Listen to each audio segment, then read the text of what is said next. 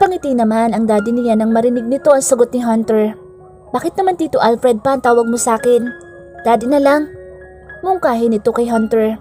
Sige po daddy. At sabay pa silang tatlo na nagtawanan.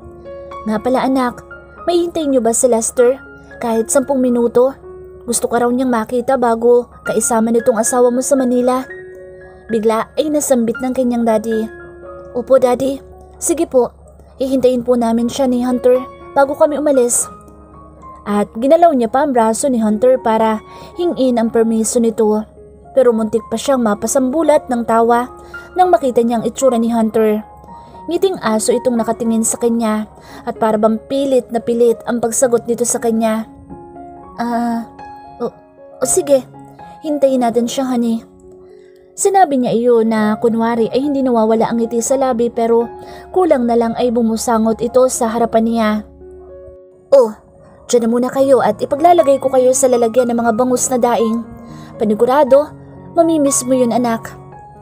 Paalam nito saglit sa kanila at pagbalik ay may dala na itong malaking Tupperware na punong-puno ng daing na bangus na sariwa.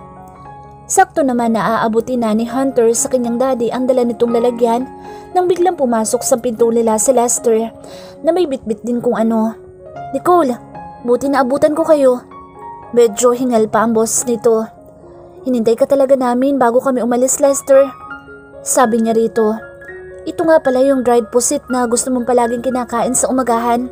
Tipirin mo yan at malayo ang Pangasinan para dumayo ka pang bumili nito. At iniabot nga nito sa kanya isang supot na malaki na punong-puno ng dried pusit. Gusto niyang maiyak sa tuwa dahil kahit na sa loob lang ng 6 na buwan silang naging magkaibigan ni Lester, naging napakabuti nito sa kanya. Isang kaibigan na bihira na lang niyang nakikita sa buhay niya. At bigla tuloy niyang naalala si Monica. Lester, salamat dito ha. Salamat sa lahat. Pag nagpabinyag kami, siguradong ninong ka kaya dapat pumunta kayo ni Daddy. Ano man ang mangyari. Bilin niya kay Lester na halatang masaya sa sinabi niya. Oo naman, basta papayag itong asawa mo na maging ninong ako ng anak niyo. At nilingon nito si Hunter saglit, saka ibinalik ang tingin sa kanya. Payag na payag si Hunter doon. Huwag kang mag-alala. Hindi ba honey? Nakangiti niyang tanong kay Hunter. At sa unang pagkakataon nakita niyang totoo ang ngiti ni Hunter sa kanila ni Lester. Oo naman pare. Sagot ni Hunter kay Lester at iniabot pa nito ang kamay sa harap ni Lester para makipagkamay. Sa wakas, naramdaman din niya na hindi na isang karibal lang ang tingin ni Hunter kay Lester. Kahit na noong mga oras lang na iyon at kinuha na ni Lester ang plastic na bitbit niya at ito na ang nagdala. Pagkalabas nila ni Hunter ng pinto ay kasunod na rin nila ang kanyang daddy at si Lester. Malungkot siyang lumingon muli sa mga ito. Parang may bahagi ng kanyang puso ang may iwan sa lugar na iyon. Dahil siguro kahit papaano ay nasanay na siya sa pamumuhay doon. At may iwan niya ang ilang taong nagmamahal sa kanya. At sinanyasan na siya ng kanyang daddy na sumakay na sa loob ng kotse. Pinagbukas pa siya ni Hunter ng pinto at saka tinulungan makaupo ng maayos. Nakita pa niyang nagtanguan ang kanyang daddy at si Hunter, pati na rin si Lester, bago ito umikot sa driver's seat ng kotse. Pagkaupo ni Hunter sa loob ng kotse ay pinaalalahanan pa siya nito na isuot ng maayos ang seatbelt na hindi naiipit ang kanyang tiyan. Ilang oras din ang naging biyahe nila bago makarating ng Manila. Medyo nanibago siya sa paligid at sa amoy ng hangin. Natawa pa siya nang maisip na mahabang panahon pa nga ang nilagay niya sa Manila pero mas namimiss pa niya ang simoy ng hangin sa probinsya nila. Pagpasok nila sa subdivision ng kanilang bahay ay muling nabuhay ang alaala ng araw kung kailan siya umalis sa bahay nila dahil kay Liza. Napansin siguro ni Hunter na tahimik siya kaya nagsalita ito. Anything wrong honey? Bakit ang tahimik mo? Simula pa kanina. May masakit ba sa'yo? Gusto mo bang ipa-check up muna kita? Nag-aalala ang itsura pati ang boses nito. Okay lang ako, Han. Sagot niya dito. May bigla lang ako naalala. Huwag mo nang isipin ang mga bagay na iyon, honey. Lalo na kung si Liza ang iniisip mo ngayon. Na baka saktan ka na naman niya. Hindi na mangyayari iyon. Ako na makakaharap niya kapag ginawa niya iyon. I promise you that, honey. Wala nang makakapanakit sa'yo lalo na sa baby natin kahit kailan. Biglang nagluwag ang paghinga niya dahil sa sinabi ni Hunter. Yun lang naman ang palagi niyang pinangahawakan. Ang hindi na siya nito iiwan at hahayaang masaktan ng kahit na sino. At nginitian niya ito at saka muling ibinaling ang paningin sa labas. At ilang minuto lang ang lumipas ay nakarating na sila sa kanilang bahay. Simula sa gate pati sa labas ng bahay ay wala siyang nakitang pagbabago. Nang huminto ang kanilang kotse ay agad niyang nakita si Sally na nag-aabang sa labas ng pinto. Masaya ito, kabaliktaran sa itsura nito nang huli niyang nakita ito na hawak-hawak ni Liza ang buhok at sinasabunot sa bunutan. "Ma'am Nicole!" Masaya nitong bati sa kanya. "Ang laki na po ng tiyan niyo at lalo po kayong gumanda." Puri nito sa kanya nang tuluyan na siyang makarating sa pwesto nito. Inalalayan pa siya ni Hunter na humakbang sa ilang baitang na hagdan bago makarating sa main door ng bahay nila. Ang saya ng ngiti ni Sally ay parang isang senyales na wala na siyang dapat na ikatakot pa. Napansin din niya ang madaming bantay sa labas ng bahay nila na tila triple ata ng dami ng naunang nagbabantay sa kanya dati. Nagluto si Sally ng maraming putahe kaya napadami na naman siya ng kain. Kaya medyo nabanat na naman ang tiyan niya at sumakit ito. Doon nagulat at agad siyang dinaluhan ni Hunter na lumuhod pa sa sahig para lang mahaplos ang tiyan niya. "Masakit ba, honey? Gusto mo bang magpunta na tayo ng doktor ngayon? Bukas pa sana kita sasama magpa-check up." At bigla niyang naalala na nasa La Union nga pala ang OB niya kaya kailangan talaga nilang maghanap ng ibang doktor dito sa Manila na titingin sa kanya hanggang sa makapanganak siya. "Okay lang ako, honey. Medyo napadami lang siguro ako ng kain." Sagot niya dito na hindi pa rin naaalis ang pag-aalala sa mukha nito. "Sabihin mo sa akin kung may masakit sa iyo, honey, ha? Dadalhin agad kayo sa ospital." Mahigpit nitong bilin sa kanya at tumango na lang siya dito at hinawakan niya ang buhok nito. Busy naman si Hunter sa paghima sa kanyang tiyan habang kinakausap nito ang anak nila sa kanyang sinapupunan. That moment was priceless. Kung ano-ano ang tinatanong ni Hunter sa anak nila at sa huli ay ito rin naman ang sumasagot sa sarili nitong mga tanong. Napapangiti na lang siya.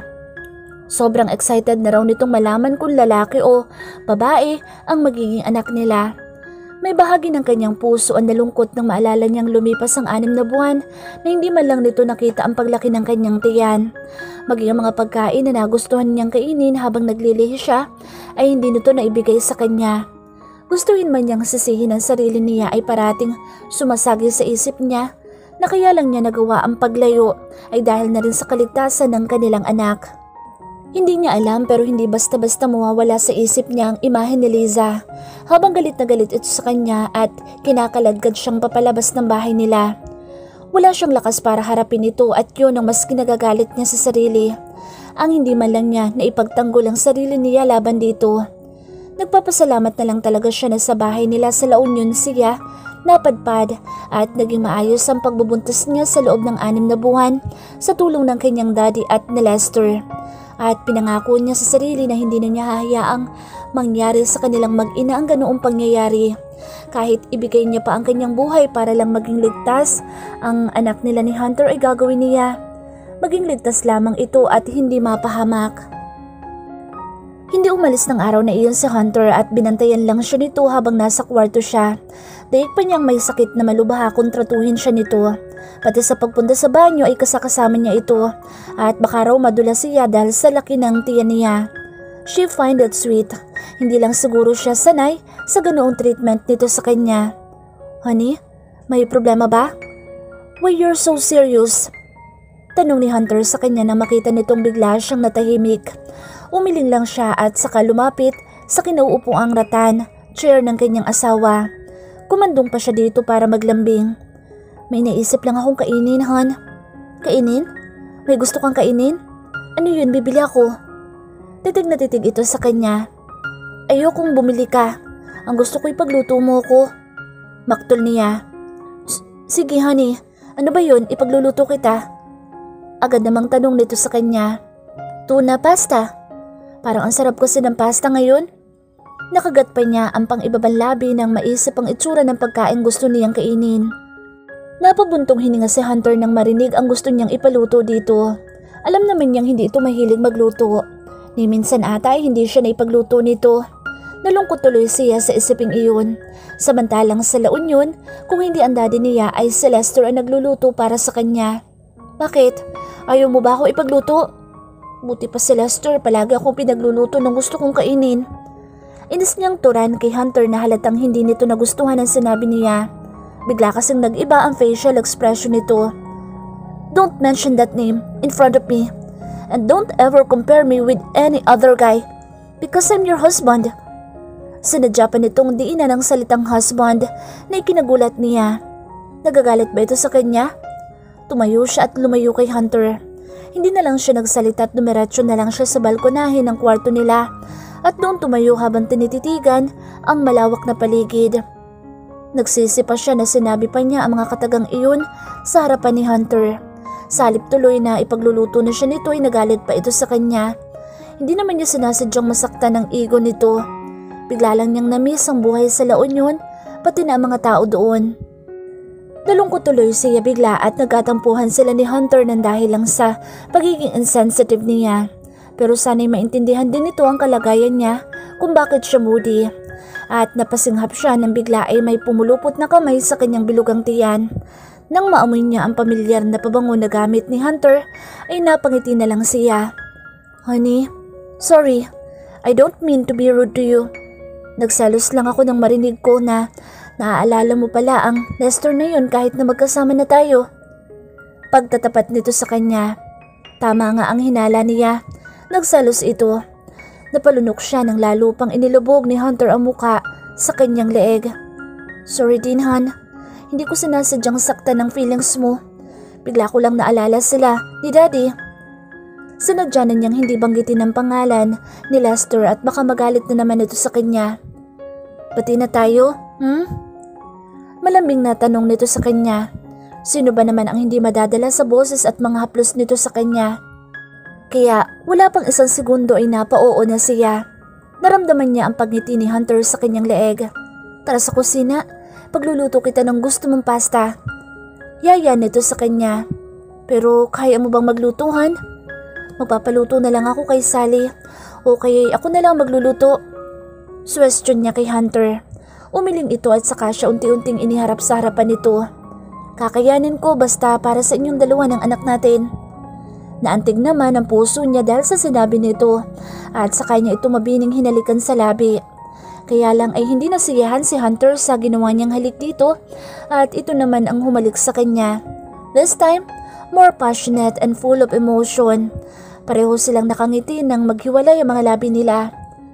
I love you, honey. Bulong ni Hunter sa kanya pagkatapos. I love you more, hon. At hinimas niya ang gwapong mukha ng kanyang asawa. Magkasabay silang bumaba para magluto sa kusina. Humingi din ng tulong si Hunter kay Sally para ihanda ang mga ingredients ng lulutuin itong tuna pasta.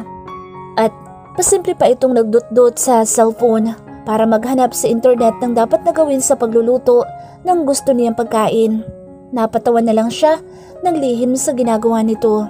Gusto talagang magpakitang gilas sa kanya ng kanyang asawa kahit alam niyang hindi ito marunong magluto. Nagpumilit pa rin ito.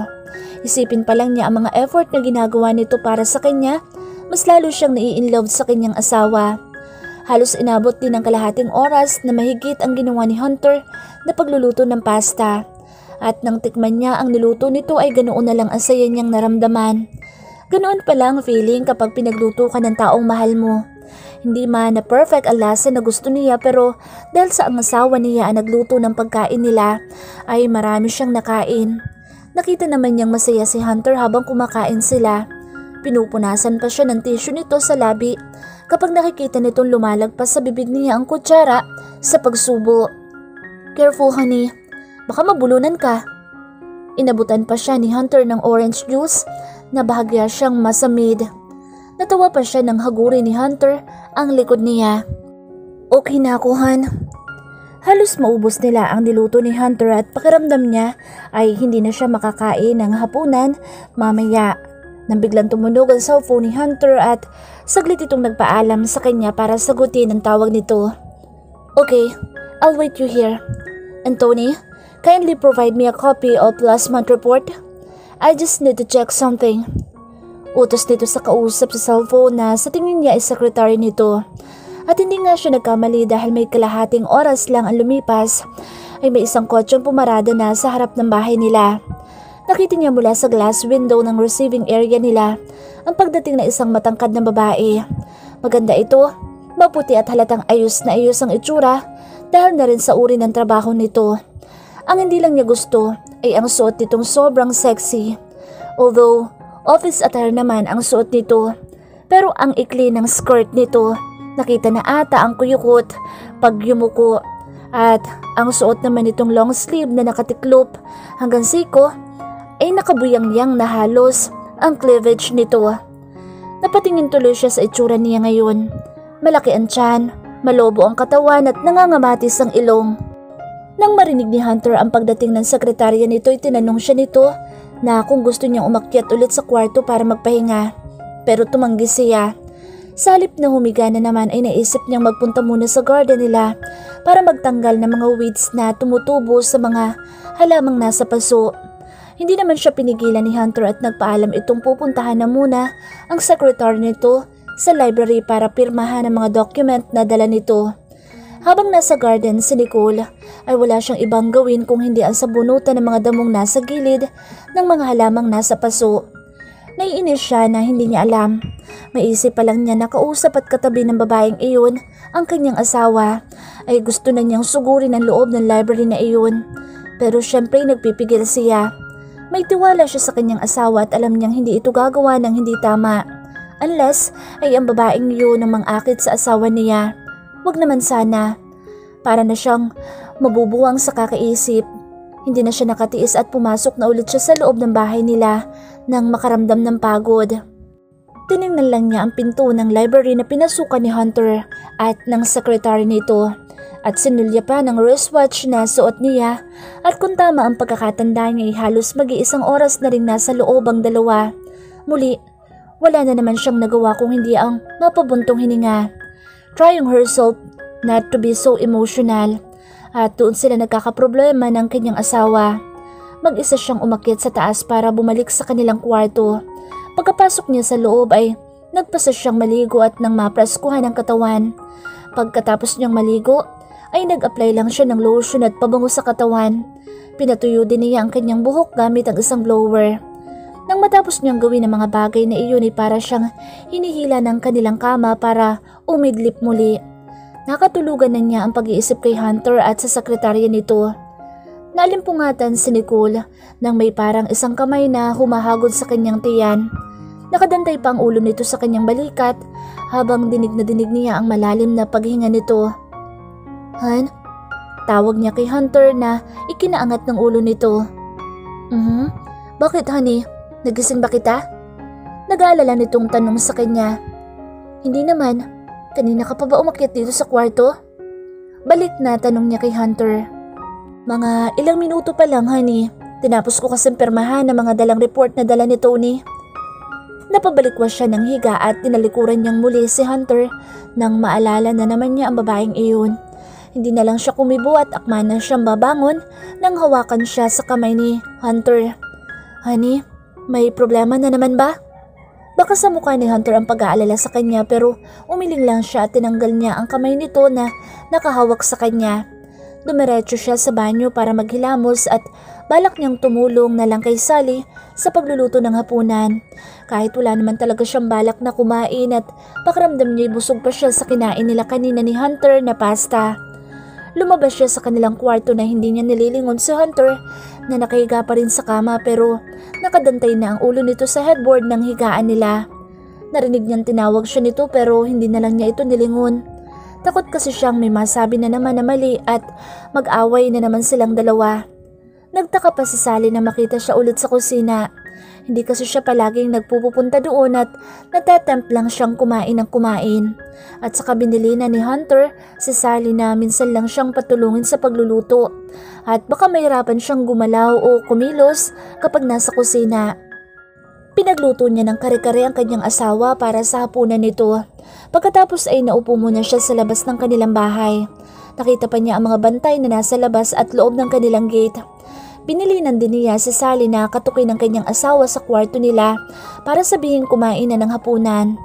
Nakatingin lang siya sa labas ng kanilang gate habang dinadama niya ang simoy ng hangin ng gabing iyon nang maramdaman niya ang paglapit ni Hunter sa kinuupuan niya. "Honey, ayaw mo raw kumain," sabi ni Sally. "Galit ka ba? May problema ka ba? Bakit ayaw mo kong kausapin kanina pa?" Tinabihan pa siya ni Hunter sa kinuupuan niya. "Wala, okay lang ako. Kumain ka na, may pagkain na sa kusina." "Hindi ako kakain kung hindi mo ako sasabayan." Maktol ni Hunter sa kanya. Tinatigan siya nito na parang inaarok ang nasa isip niya. "Busog pa kasi ako kaya ikaw na lang munang kumain." Ibinaling niyang muli ang tingin sa harapan. "Kailangan mong maging malusog para sa anak natin, honey." Paalala nito sa kanya. "I know." Sinagot niya na hindi tumitingin sa gawin nito. Napabuntong hininga na lang si Hunter nang makita nito ang pananahimik niya. "Honey, hindi ako sanay na ganito tayo. Yung hindi mo ako kinakausap na maayos. Sabihin mo sa akin ang problema. I have the right to know, asawa mo ko." At hinawakan siya ni Hunter sa magkabilang balikat para maiharap muli sa gawin nito. Nagtama muli ang mga mata nila at doon na lumanda sa mga luha sa kanyang pisngi.